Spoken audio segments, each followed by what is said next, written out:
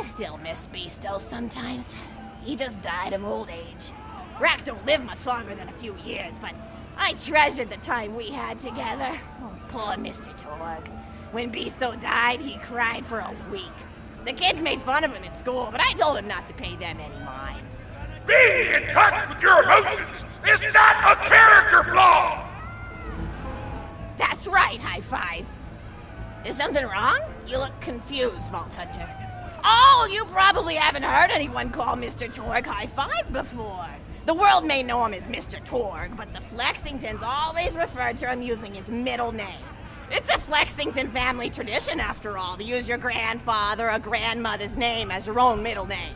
And my husband, High Five Flexington, God rest his soul, was the best grandfather Mr. Torg could have asked for before he passed. He taught Mr. Torg dang near everything he knew about firearms. Without High Five's teachings, I don't think the Torg Corporation would exist at all. Gosh, I still remember the first gun Mr. Torg tried to make after his parents died. A Jacobs shotgun with a stick of dynamite attached to the barrel.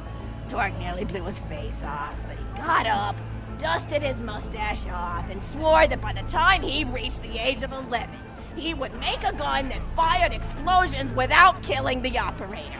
And by golly, he did! It took a couple of dozen prototypes before he got the right combination of gun parts and explosives right. But once he did, woo-wee! I'll never forget the plume of smoke that used to be in my neighbor's homestead. They were jerks though, so it's okay. Gosh, I've been talking your ear off for some time, haven't I? It's so kind of you to listen for this long. I've taken up too much of your time already. Please don't feel like you have to stick around any longer. As a matter of fact, take this for giving this old woman some company. Woo!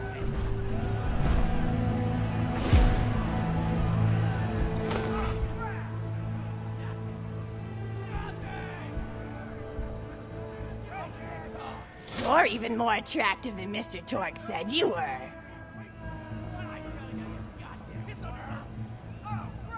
I've got another story for you, but I'd like to tell it to all of your friends at once. An old lady like me has to save her voice, you know. Oh, you still want to talk with me? How incredibly sweet of you. Say, you'll never guess who I saw today. Captain Scarlet. She was robbing my retirement home with a few other brigands, and I recognized her from her wanted poster, and I said, "Oh, hey, you fought the Vault Hunter, didn't you?" And she bowed all elegantly and said something like, "Indeed I did, madam," and said that you were really good at fighting, and that you beat her fair and square. She didn't seem to harbor much of a grudge about it. Nice girl. You should think about meeting up with her again if you're not shacked up with anybody, you know? I mean, of course, you probably are. Gorgeous hunk of a Vault Hunter like you. I bet you're beating away suitors left and right. Look, you're blushing. Oh, I could just eat you up. Mr. Torg was so scared of trying to get a date for such a long time. He used to go to parties in high school and just stand in the back without talking to anybody. I am an introvert! I tried to tell him, I said, don't worry about chasing love. If you chase your dreams, then love will follow. See, that's the thing people don't get. You watch Echo films and they're just awful. They teach you that the only way to be with someone is just to pursue them over and over until they decide they like you. In reality, you know when you like someone almost immediately. You can't really convince somebody to fall in love with you. You just look like a stalker. But if you do things that you're interested in, like making guns that explode or killing mercenaries, then people will see that confidence and skill you have and they'll be attracted to it. But there's always a fine line between that kind of confidence and narcissism, you know? There's nothing worse than somebody who wants to be famous. I remember when Mr. Torg first sold his weapons tech to that board of directors, he was pretty egocentric for a while. Taking pictures of himself and posting them to the EchoNet all the time. Trying to hobnob with every celebrity that used his weapons. He came back home one day with a supermodel under each arm and I said, "Mr. Torg, what are you doing? You've lost sight of who you are. It's been weeks since you actually created a new gun," I said. And it was true. He'd been more obsessed with being well known for doing something great than with actually doing something great. It was a dark point in my life. Thankfully, High Five listened to me and got to work on what would eventually become the Kerblaster.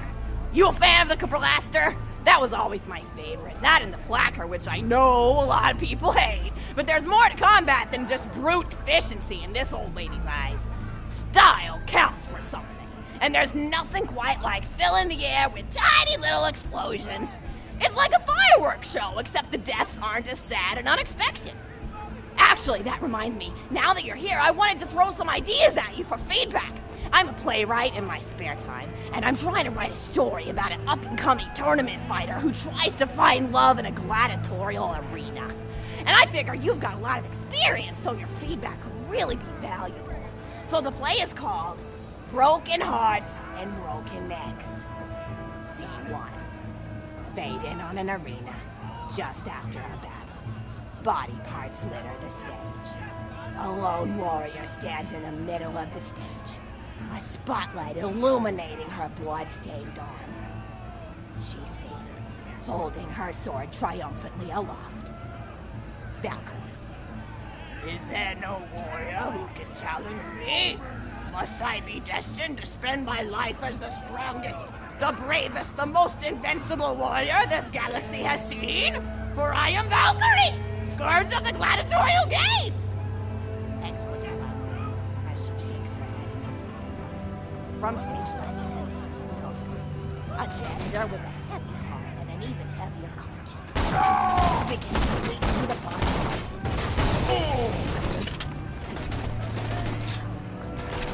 until melancholy drops his bush blow and falls to his knees before delivering a heart-wrenching scream. The blood cannot be washed away. Not before and not now. Even as I attempt to escape the past, which haunts me still. Must I live forever as a fraud, sweeping up the trash of others to hide my shame and avoid my pursuers? Must I forever remain on the periphery of joyful combat, ever watchful but never participating? Then, with the clatter of armor, Valkyrie re-enters on stage right. Good morrow, lowly janitor. I heard a noise and thought it worth investigating. No doubt. Oh, great Valkyrie, 'twas nothing but the wails of those souls you released from their bodies tonight. Souls that wail in agony as they fly upward to Valhalla. Fools! What have they to wail about? Their agonies are over, ended at the point of my sword. Mine, however, have only yet begun, for it is lonely at the top, and an unchallenged life is a boring one. No doubt, aside. If only I were able to tell her my true identity, I would give her a fight she would not soon forget. Back to Valkyrie. Yes, ma'am, boredom is the true tragedy. May you one day find challenge in combat. Stooping, Nodon picks up a giant two-armed bastard sword with almost no effort. Valkyrie aside. What is this? Excellent, Nodon. Stage left. Valkyrie. What strength this janitor possessed? Who is he to pick up a bastard sword with two fingers? What hidden power does he hold? What secrets does he keep? I will endeavor to uncover his past, in the hopes that our swords may cross in battle! Exeunt, Valkyrie. End of scene 1. Scene 2. The interior of the governor's house. The table is set with myriad teas and biscuits in it. Oh, I'm so sorry. I didn't even ask you for the feedback on the first scene. Did you like it? Oh, wonderful. I'll continue then. Scene 2. The governess enters from stage left. Governess. I refuse to respond to these absurd accusations. Her husband looks at her quizzically. Governor. And what accusations may those be? Governess. Actually, you know what? I don't think I'm ready to get feedback on the play yet. But what about you? What are you up to? Tell Grandma Flexington all about it. I bet you've had some amazing adventures. Mr. Torg told me about the time you all played bunkers and badasses together. He said it was one of the most fun and welcoming experiences of his life. Grandpa! You're embarrassing me! Sorry, sweetie, but really, you and the Vault Hunters are his first real pals. It wasn't easy for Mr. Torg to make friends at school when he had facial hair at age 8, pecs at 8.5, and dead parents by age 9. People found him intimidating, but I told him that he should be thankful for the fact that he looks different. Anyone who wouldn't be friends with you based on appearance wouldn't be a very good friend anyway. But he really does like hanging out with all of you. Most people these days want Torg to pose for pictures or blow something up by flexing at it. It's not often he gets to sit down and play games with people. Oh, speaking of games, did you play Going Back to the House yet? It's a new echo simulation about exploring a log cabin you lived in when you were a kid. There's no violence or anything. You just walk around looking at cereal boxes and remembering people you made out with. I really like where echo sims have gone in the past few years, don't you? There seem to be a lot more of them with interesting things to do beyond shooting people, and the writing has gotten so tight and concise. For instance, did you ever play The Samurai's Marker? The whole game's story was delivered through haiku. Did Zero write it or something? No, I'm just joshing. I know you're too busy for that. But oh yeah, I was playing at the end of the pointed gun last night on my Echo Sim player, and wow, is that funny. It's about a guy who punches people and smacks himself in the face with doors. Easily one of the best punch-related comedy sims ever. But oh, I'm really looking forward to this game called Robot Hunter Assault Squadron, which is this big randomized survival game about throwing bottles at trees and accidentally scaring birds. In the demo version, I scared a bird so hard it died. 10 out of 10 in my book. But what kind of things do you do for fun?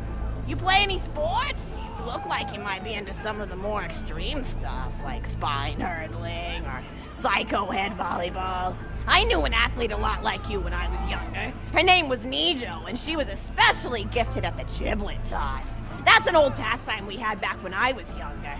Idea was you punch a convict, and then see how far you could make their viscera fly across a big field. You got points based on distance and the size of the viscera.